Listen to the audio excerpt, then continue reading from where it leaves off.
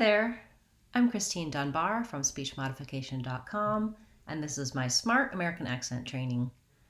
Welcome to our Word of the Day series, where I've been taking your requests for words you would like help pronouncing in American English. Today's request was for the words width and breadth, and I'd also like to talk about the words with and breath while we're talking about width and breadth. There, I can get that in the frame so you can see it. So these are challenging words because of the TH sounds, and also because the difference between width and with is it's a small difference, and you may be having difficulty between how you're making these sounds. So I'll talk about common accent error patterns as well. First, let's look at with and breath, because when you understand how these two words are said, it's going to help you when you're trying to do width and breadth. So for width and breath, I'm exaggerating the TH a little bit there. When I'm talking, I'm probably not going to say with and hold the TH sound, but I should be able to hold that TH sound, and that's the main difference we have here, is that there's no stopping of the air when I say with. Many of you may have an accent error pattern where that air gets stopped and it sounds more like width or width or wit, where it's going to sound like a T to the American listener, and you're not going to hear that th sound continuing. So practicing just the TH sound and making sure the air can flow and continue is going to help you when it comes to words like with and breath. Just to note, with has vowel I and breath has vowel eh, like in red tent.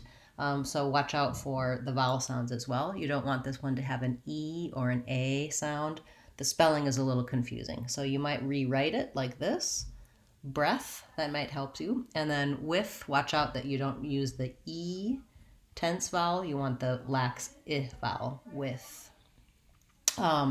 Next, when we go then from with to width, what you'll hear is that width, I'm not really saying a D, I'm not saying width, but I'm stopping the air completely to mark that D sound. So when I say with, the sound continues. When I say width, the sound stops briefly and then continues in with my TH. And so when you're saying a word like with, you might be saying it more like you should be saying the word width. That's the error you might have on with. So listen for width, width. My TH is pretty short and stopped because I had to stop the air for the D. Same thing with breadth, breadth. I want to stop the air with my tongue and then release it into a short, light TH sound. So that sounds like breath, with a break and then a TH. And this sounds like with a break and then the TH. Width, breadth. It's a pretty technical little detail between these, but I think that you'll find that helpful for pronouncing the challenging words width and breadth.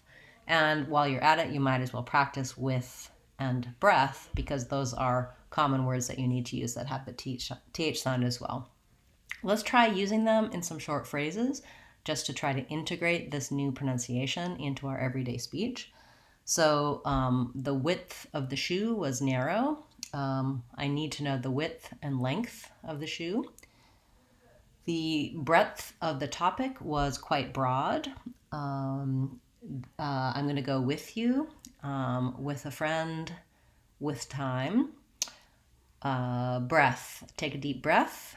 I need to take a breath between my sentences. Okay, so using those words to compare to one another is going to help you say all of them correctly.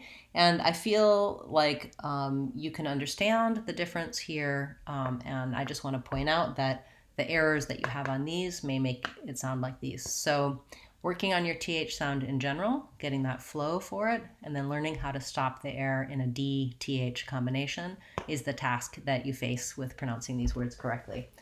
Thank you for the suggestion for those words width and breadth. They, I think, will be very useful for not only those of you who requested it, there were a couple of you, as well as our other viewers as well. So thanks so much for all of the requests and suggestions. If you have something you'd like to see covered in the series, do feel free to leave that in the comments. We'll be back again tomorrow with another Word of the Day video, as well as on Friday with our free question and answer class. I hope to see you there. I'm Christine Dunbar from SpeechModification.com. Remember, if you want to sound American, you can do it. SpeechModification.com.